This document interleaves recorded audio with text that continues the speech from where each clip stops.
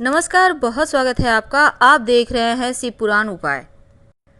अगर आप हमसे अभी अभी जुड़े हैं तो प्लीज़ चैनल को सब्सक्राइब कर लें और पसंद आए तो वीडियो को लाइक करें। कमेंट में हर हर महादेव जरूर लिखें। सरस्वती महामाये शुभे कमल लोचनी विश्वरूपी विशालाक्षी विद्या मम देहि परमेश्वरी।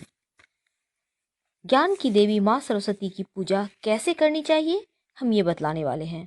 माँ सरस्वती का अवतार माघ मास के शुक्ल पक्ष के पंचमी तिथि को हुआ था, इसलिए इस दिन को बसंत पंचमी के रूप में भी मनाया जाता है। और सरस्वती पूजा के दिन स्कूलों में, कॉलेजों में सभी बच्चे बहुत धूमधाम से पूजन करते हैं। इस दिन कॉपी और कलम की विशेष रूप से भी पूजा की जाती है और लगभग हर जगह माँ का पंडाल लगता है, माँ की लोग पूजा करते हैं।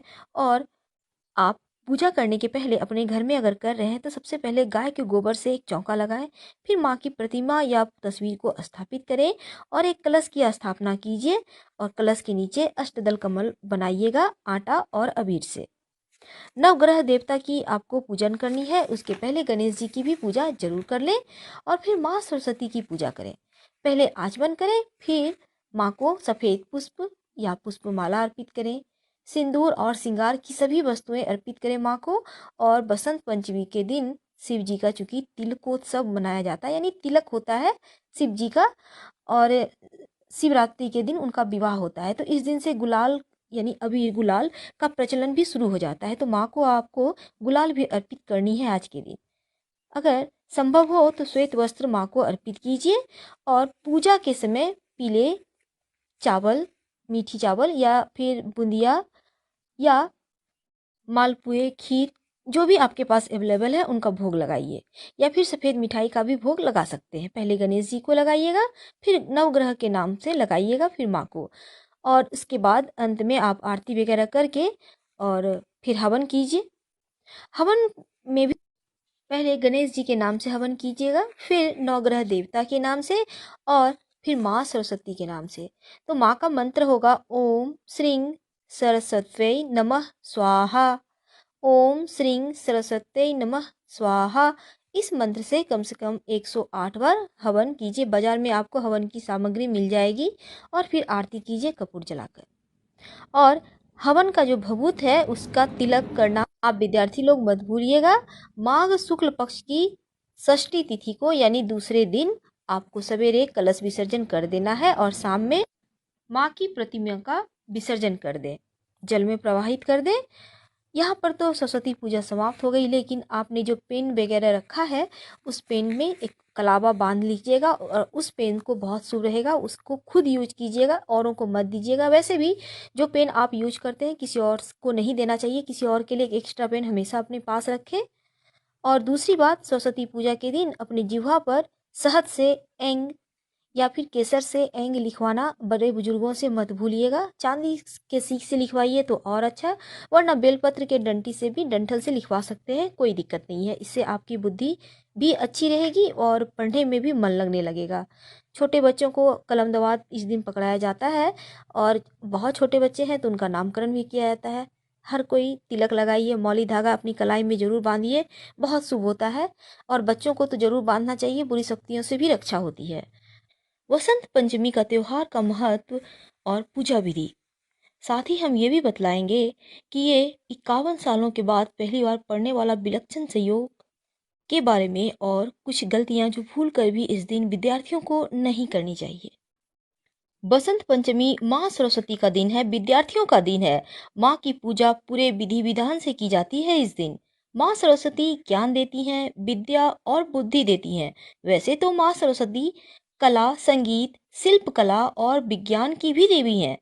अज्ञान से, अंधकार से प्रकाश में ले जाने वाली, जीवन में उत्साह देने वाली माँ सरस्वती सरस्वती जिनकी पूजा बसंत पंचमी के दिन की जाती है। इस दिन विद्या, बुद्धि का और ज्ञान का वरदान मांगा जाता है इनसे। वैसे तो बसंत पंचमी के दिन पीले वस्त्र का खास महत्व है। इस दिन कोई एक वस्त्र पीले रंग का जरूर धारण करना चाहिए। आप चाहें तो पीले रंग का रुमाल ही रख लें, लेकिन यहाँ पर काले रंग से बिल्कुल ही परहेज करनी चाहिए, यानी काले रंग को एकदम भी आपको धारण नहीं करनी चाहिए। इस दिन पतंग उड़ाने का भी विधान है और साथ ही इस दिन खासकर पीले चावल खाए जाते हैं। उसकी खीर भी होती है, मीठी चावल होती है और कहीं-कहीं खिचड़ी के रूप में भी खाया जाता है। बसंत को सभी मौसमों में सर्वश्रेष्ठ और राजा माना जाता है। इस समय ना तो बहुत गर्मी होती है और ना ही सर्दी। पेड़ पौधे पर ढेर सारे रंग बिरंगे फूल लग जाते हैं। सरसों के पीले फूलों से सारा जहां चमक जाता है। और इस बार बसंत पंचमी माघ शुक्ल पंचमी की तिथि रविवार का दिन 10 फरवरी को मनाया जाएगा। इस दिन माँ सरस्वती ने अवतार लिया था, ऐसा माना जाता है।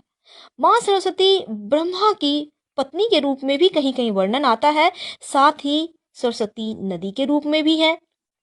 रविवार के दिन बसंत पंचमी का जो दिन है, अबुझ नक्षत्र है और रवि सिद्ध योग है, यानी दो दो बहुत सुंदर से योग बने हुए हैं और आपके लिए बहुत अच्छा रहेगा।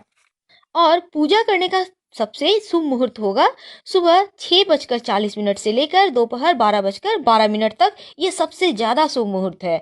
और अपनी सुविधा के अनुसार आप सुबह स्नान कीजिए, स्वच्छ वस्त्र धारण कीजिए और बिना नहाए कुछ मत खाइएगा। साथ ही इस दिन माँ सरस्वती की आराधना कीजिए। आपके पास जितने भी कॉपी हैं, बुक हैं, पेन हैं, सब कुछ आप माँ के पास चरणों में रखें। उन पे पंडित जी से कहें थोड़े से चावल और पुष्प अर्पित कर दें। आपके जो आपने नए पेन रखे हैं उसमें कहिएगा मौली धागा बांध देंगे और ये मौली धागा लगा हुआ पेन से आप एग्जाम दीजिए, आप पढ़ाई कीजिए। आपका हैंडराइटिंग भी सुंदर होगा, पढ़ाई में मन लगेगा, पढ़ा हुआ याद रहेगा और सबसे खास माँ सरस्वती की कृपा भी आप पर बनी रहेगी। इस दिन मंत्र की भी शिक्षा दी जाती है। साथ ही जो छोटे बच्चे हैं उनका विद्या आरंभ भी इसी दिन से किया जाता है, क्योंकि ये बहुत शुभ दिन होता है विद्या बुद्धि ग्रहण के लिए। इस दिन माँ लक्ष्मी जी और भगवान श्री गणेश जी की भी पूजा की जाती है। वैसे भी बिना गणेश जी की तो पूजा आरंभ ही नहीं होती। और जैसा हमने कहा, किताब कलम की पूजा जरूर कीजिएगा और माँ को सफ़ेद चंदन और साथ साथ आपको पीले और लाल कलर के पुष्प अर्पित करने हैं। दोस्तों, क्या आपको पता है इस दिन भगवान शिव जी का तिलकोत्सव के रूप में मनाया जाता है, यानी इस दिन शिव जी का तिलक तिलक चढ़ाया जाता है उनको। और इस दिन से गुलाल खेलने का आरंभ हो जाता है फगुआ के गीतों के साथ, और अबीर खेलने की शुरुआत तो हो ही जाती है। कुछ चीजें जिसे इस दिन मत कीजिएगा सरस्वती पूजा के दिन, जैसे कि भूल कर भी काले रंग के कपड़े मत पहनिएगा, नॉनवेज मत खाइएगा और अगर संभव हो तो सात्विक भोजन कीजिएगा। सात्विक भोजन का मतलब है लहसुन प्याज मत खाइएगा। इस दिन झगड़ा लड़ाई वाद विवाद मत कीजिएगा। और विद्यार्थियों के लिए खास इस दिन पढ़ाई नहीं करनी चाहिए, पता है ना आपको। एक दिन आप पढ़ाई मत कीजिए, मस्ती कीजिए, जो पढ़ा हुआ है उसे ही आप याद कर लें और माँ की आराधना कीजिए। इस दिन भूल कर भी किसी भी पेड़ पौधे को मत काटिए, क्योंकि बसंत का मौसम ही होता है हरियाली का मौसम। और आप पूजा कैसे कीजिएगा, सुबह स्नान करके पीले वस्त्र धारण करें, उत्तर पूर्व में माँ सरस्वती की तस्वीर या मूर्ति रखिए और सफ़ेद चंदन अर्पित करें, पीले सफ़ेद पुष्प अर्पित करें। और मंत्र है ओम ऐं सरस्वते नमः। इस मंत्र का जितना ज़्यादा हो जप करें, कम से कम 5 बार तो जरूर ही कीजिएगा। फिर पंचामृत आप अर्पित करें और पंचामृत बनेगा दूध, दही, तुलसी के पत्ते, मिश्री और शहद, सबको मिलाइए, पंचामृत बनाइए, माँ को भोग लगाइए, सब कोई प्रसाद के रूप में लीजिए, पूरी निष्ठा से पूजा कीजिए। माँ सरस्वती आपके जिह्वा में विराजित रहेंगी, पढ़ाई में मन लगेगा, पढ़ाई याद रहेगा और माँ की मेहरबानी कृपा दृष्टि आप पे रहेगी। हम फिर मिलेंगे। वीडियो पसंद आ रहा है तो लाइक सब्सक्राइब जरूर कीजिएगा। हम फिर मिलेंगे। धन्यवाद।